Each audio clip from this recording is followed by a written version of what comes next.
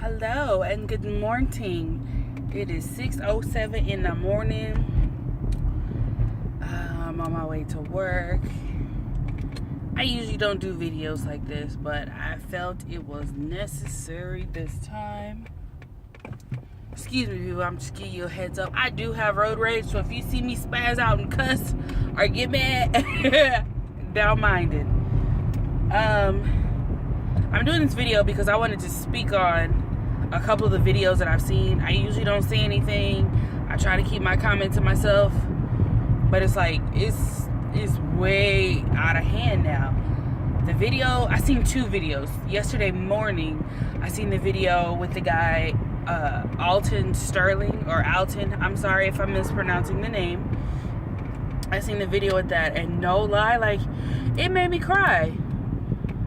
Because the family that was watching it, or the people that was in the car watching it, like, you can hear them, you can hear the fear in their voices. Like, the woman started crying, and it made me cry because of the simple fact, I have brothers, I have cousins, I have nephews, I have friends. It's all of the above. So it's like, it makes me nervous because growing up, my own sister wanted to be the police. I remember her doing a ride-along with one of the officers when we were younger, and it was a joke back then. And, you know, my dad was like, oh no, I can't mess with her, we can't be friends no more, because she the police now. You know, it was all fun and games back then. And, you know, my little brother, before he, you know, when he was younger, he wanted to be the police. He didn't, well, he's in the Army now, but it's like, at one point, I can only imagine what the families are going through who are related to, you know, the people that are dying, and the people who are related to the officers who's doing the killing. Like, to know that you're under attack because something your dad did. No, it's not fair to them, and you can't punish them, you can't blame them, but at the same time, it's like, if that's what your dad believes and that's how he feels about black men and black women, or just black people in general, it makes you stop and question you. So I can only imagine what they're going through at school. You know, people not wanting to deal with them because it's like, your daddy just killed a man. For what? Because he was outside of a liquor store selling CDs. He needed some extra money. Is that's a problem now? What? He killed a little boy because he was outside playing? Like, people are dying faster with the police than they are with gang situations. I see more innocent black men than I see gang members getting shot and, you know, killed and whatever. It makes me nervous because now that I'm dating a man who has children, I'm now a stepmother, and he has 3 boys. And he has a daughter too, and I worry for all of them, but I worry more because he has 3 boys. When you ask a little kid, what do you want to be when you grow up? Some say a superstar, a ballerina, a police officer, an astronaut, the president. Everybody, you know, they all come with different answers. But for the little ones that say, oh, I want to be a police officer, it makes you nervous because now in the society that we live in, these little kids see the police officers killing people as an example. So it makes you kind of nervous. Like, that's what you want to be? You want to be in the same situation and represent the same people that, you know, is killing people just for the fun of it? Like, no. And I don't want to be the type of person or the type of parent to alter a kid's dreams because of how society is going. I would want my kid to grow up and be whatever they want to be. Hell, if you want to be the next Obama baby, I'll be right there cheering for you. That is my baby. Go ahead.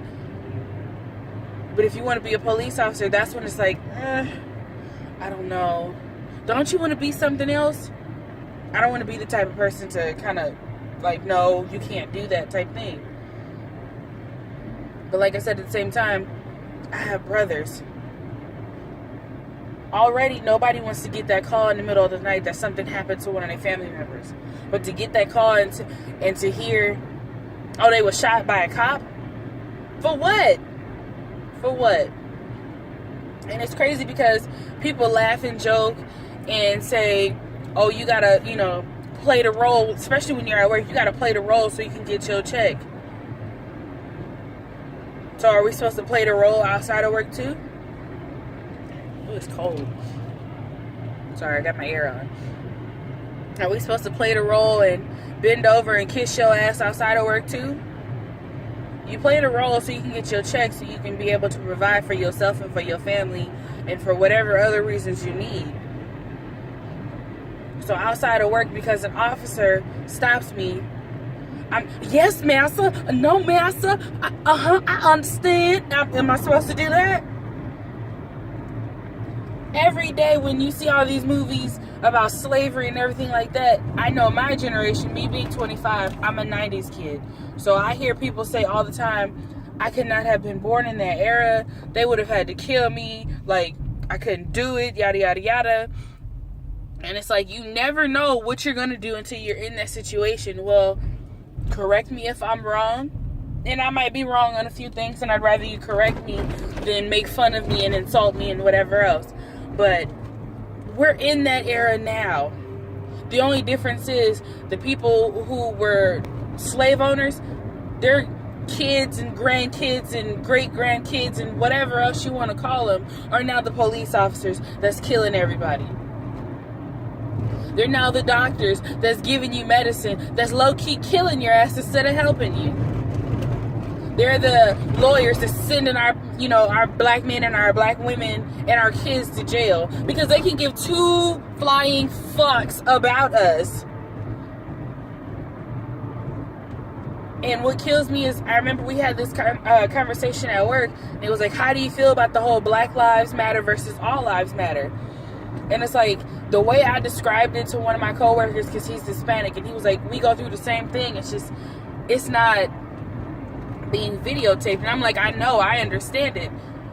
But at the same time, that's like somebody in your family dying. And while you're mourning and, trying to get over the loss of, someone in your family passing away, that's like, you know what? My so-and-so died too. But when they die, I felt like this, da-da-da-da, and pretty much making the situation about you. It's not about you. That's your moment. That's your time to mourn the loss of whoever passed near and dear to you. That's not for me to come up and be like, oh, well, it's not that bad. Or, that same situation happened to me and make the whole situation about me. It's not about me. It's about you. This is your time to mourn the loss of whoever passed. This is your time to feel sad and want to cry and whatever else. All lives matter, true. But at the same time, right now, Black lives matter too. Our people are dying left and right. And it don't help that blacks is killing each other. But at the same time, you got officers killing us too. So God forbid if you are getting robbed or anything like that, and you call the police. It makes you nervous to call the police because while the people is trying to rob you and you trying to defend your house and, your property and your family and yourself, who knows, the police might come in and be like, well, they had reasonable cause to be robbing you, so I'm going to be on their side. Not saying they'd actually say that, but it's like, you might not want to call the police because you're afraid that they're going to take sides with the damn robber. Sorry, I'm driving. But it's like, now I gotta worry about calling the police because you're gonna attack me, you're gonna shoot me.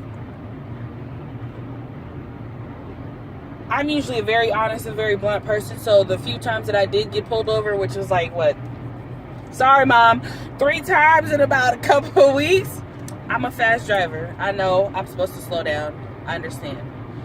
But the times that I did get pulled over, I got pulled over twice by the same cop and a third time by a different cop. And each time they asked me, ma'am, do you know how fast you were going? And I was honest with them. I didn't lie. I didn't try to, have conversation with them. Wasn't trying to do all that because each time they caught me when I was on my way to work. So they asked, ma'am, do you know how fast you're going? Yeah, I'm going to be honest with you. I was pushing about 80. Honestly, I was pushing a little more, but I slowed down when I seen your ass. But yeah, I know I was in the wrong. I was honest about it. And he was like, you know what, ma'am? I respect the fact that you were honest with me.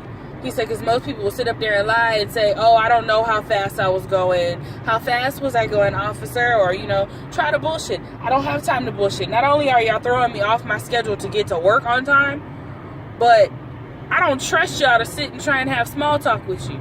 So I'm going to be 100 with you. Was I speeding? Yes. Was I in the wrong? Yes. Let's give me my ticket. Write me up. Give me my pass. Whatever you're going to do so I can get on about my business. So the first ticket that I got, not only was I speeding, because everybody and their mama was driving slow that day, for what reason, I don't know. But I had crossed the double yellow lines into the carpool lane and back out, going around people. So that was, two things that I could have got a ticket for. But me being honest with him, he was like, you know what, the fact that you was honest with me, I respect that. He was like, I'm just going to give you a fix-it ticket because I had a crack in my windshield. He was like, I'm not going to give you an actual ticket, I'm just going to give you a fix-it ticket. He was like, because you were honest with me and I respect it. I was like, okay. All right, I can respect that. Thank you. And the other officer, yeah, he gave me a ticket, but he just told me, he was like, because how fast I was going like 80 in a 60 speed limit zone. So he was like, you know what? I'm just going to write on here that you were going like 65. He was like, because if I write on here that you was going 80 in a 60 speed limit zone, they're going to send you to traffic school and some more stuff. And I'm like, okay, I can fuck with it. Thank you.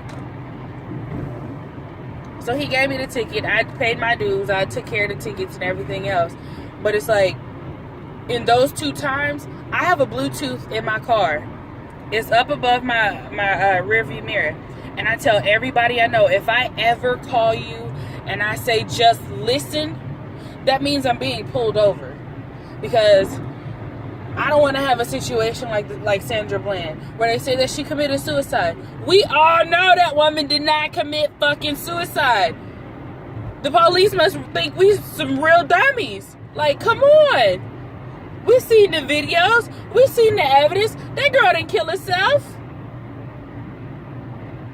So if I ever call you and I say just listen, I'm getting pulled over. I want you to hear. I want you to record. I want you to know what the fuck is going on. So if it ever comes to a point where, God forbid, I do end up in a situation like the Sandra Bland case, I did not commit suicide. No, I love myself just way too damn much to do that. Sorry, I'm full of it. You see the glasses, yes. But I want you to hear, and I want you to be the witness to say, she did comply with officers. She did do as she was asked. She didn't resist arrest. Anything like that. They lucky they don't make cameras inside of this car, because I would have that too. But it's like, it makes me nervous to leave my house and to go out and about, and people always ask me my opinion on certain things, and I'd rather just not say anything, because it's a very yet highly sensitive subject. To the family in Louisiana, New Orleans, who lost their dad, their husband, their brother, their cousin, Alton Sterling, I'm sorry. And I know, and I'm sorry, isn't going to bring him back, and it's not going to change the situation, but I'm sorry you're going through this. And to the little boy that I seen on the conference who broke down because he just lost his dad, baby, I'm sorry. I'm trying not to cry.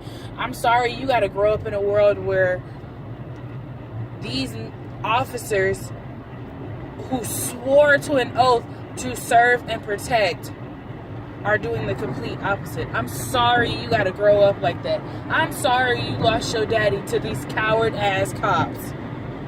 I'm sorry, baby. I don't want you to grow up angry and mad at the world. I want you to still make your daddy proud. And I'm sure he would want you to still grow up and be the man of your house and take care of your family. Step in and take his place. You should not miss a beat. Yes, you're going to hurt, you're going to mourn, you're going to miss him. That's understandable. But he would want you to grow up and be the man of the house and be the man for your mama and for the rest of your siblings. Go to college.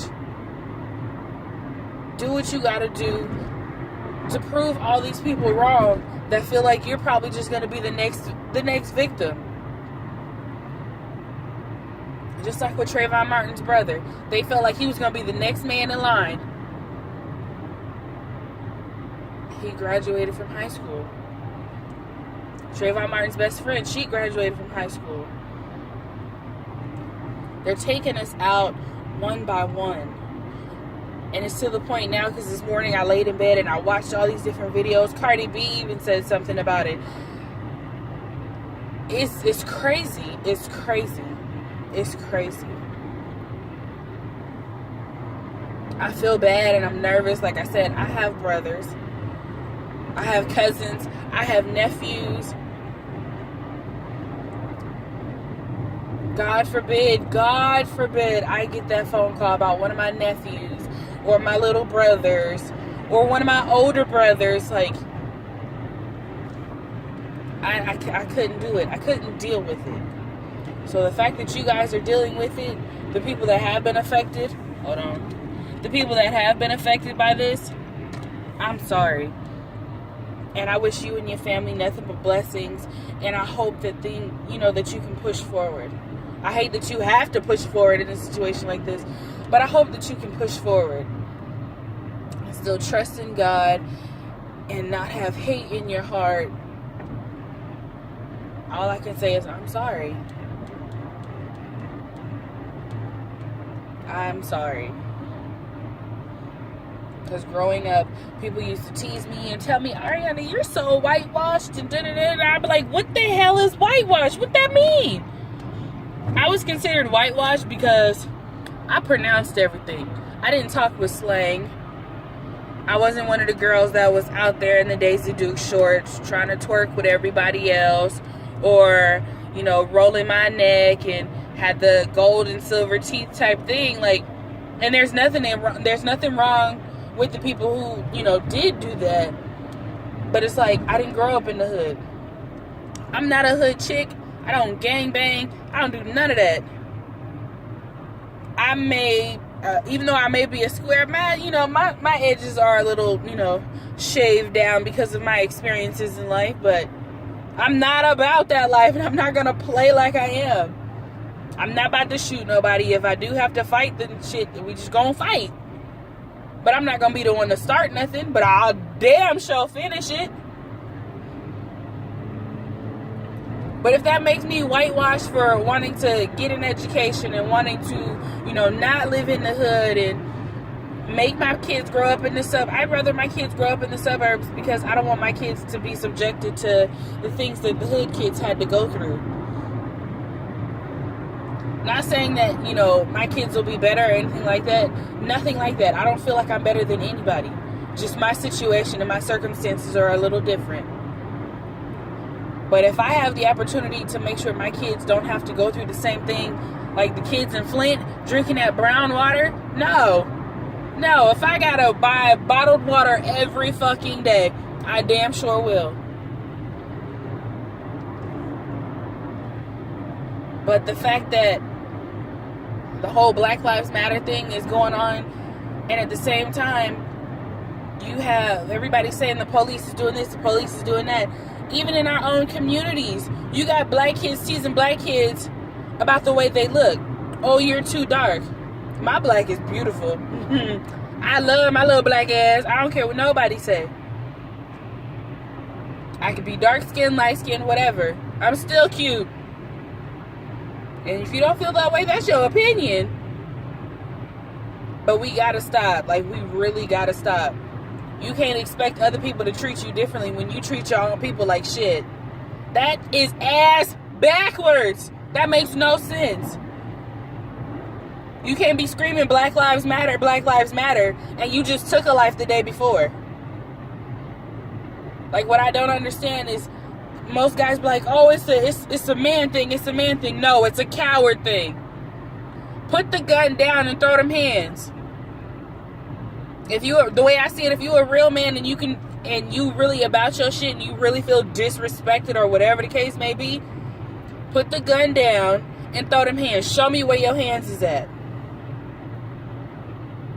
Any bitch can pick up a gun and shoot somebody. That's the coward way out of it. But to show your respect, like for real, if you want to earn your respect, or at least for me, Put the gun down and throw them hands. And I'm not calling nobody out, and I'm not speaking on nobody specifically. I'm just tired of seeing it. Guys carry guns like it's a badge of honor. Oh, I gotta rep where I stay. I don't understand gangbanging as it is. To me, it's a group of followers. And I'm not trying to offend anybody. That's just my own opinion. There's no way in hell I'ma carry a gun for one, and my big homie or OG or whoever, oh, go shoot him. That's your initiation. Go rob him. For what? That man work a 9 to 5 just like I do. And what I look like going to go take from him? No. Because I'd feel some type of way if somebody took from me.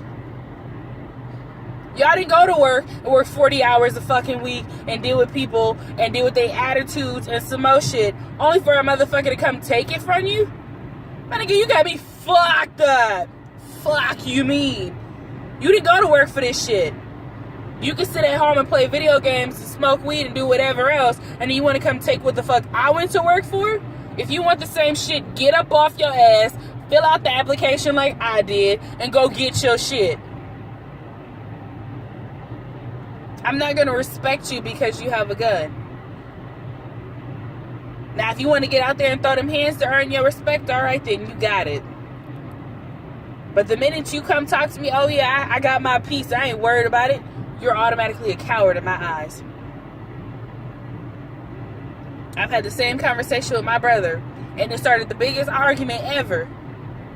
I love my brothers dearly, but the minute you want to pull out a piece to defend your honor or defend somebody else's honor, you're a coward. Put the gun down and show me where them hands is at. If you get your ass whooped, then shit, you just got your ass whooped. You better train and get ready for the next one. Because if I get my ass whooped, best believe I'm coming back. We're going to keep throwing them until I can actually say I won. I feel confident with that fight. Call it what you want. That's just my opinion. But I'm tired of hearing people yell, Black Lives Matter, Black Lives Matter. But you taking Black Lives your damn self. You go rob somebody. They don't give you their shit, so you shoot them. Really? How you gonna kill me over my own shit? Like, where did you do that at? You can take a life, but the minute the police do, it's a big uproar. Come on now, people. Come on now. Get your shits together. Get it together. You're not making sense. And I'm not siding with nobody. I'm giving my opinion. Get it together. Please. Black on black crime, that shit gots to stop. You can't be trying to go against these, these people, these pigs, when you're helping them take out black people. Like, come on. Y'all taking niggas out because they got on a certain color? I can't even wear certain colors. Like, my favorite colors. I love bright colors. I love different colors, period. But I can't wear it because of how some people feel. Luckily for me, when my situation happened, I was so clueless to what was going on that they gave me a pass. Walking in LA, I had on one of my favorite colors. I had on an orange top. I had on an orange and white shirt. I think like some black pants or something. And these two guys pulled over, and it was me and my little brother walking. And he was like, hey, mommy, you from Hooves? Mind you, I'm not from LA. Well, I was born out there, but I was not raised out there. So when he asked me, am I from Hooves? I was like, am I from what? And he was like, hey, you from Hooves? I was like, what is Hooves? And I had somebody explain it to me. Hooves is Hoover. I don't know if they Crips or Bloods, but that's a gang. And I'm like, no. And he was like, Ma, I can tell by the way you answered, you not from the hood. I was like, no, I'm, just out here visiting. And he was like, okay, Ma, I'm going to give you a heads up. You in the wrong territory with the wrong colors on. So your best bet is to go take that off. If you have to, put on some blue jeans and a regular t-shirt. But it's certain colors you can't wear over here. And I thank God he told me that because I didn't know it. This is when I was younger. I didn't know. I didn't think nothing of it. But once he did give me that heads up, I made sure I stayed in fucking neutral colors, though. I think I wore white the rest of the weekend. Blue jeans, white t-shirt, like, the rest of the weekend. But, like, the fact that you guys would shoot people over a certain color, like, that's ridiculous to me. That's ridiculous to me. And like I said, this is my opinion. So you can agree, you can disagree. That's up to you. But black people, we really need to get it together. Like, real deal, real shit. Get it together. Come on now.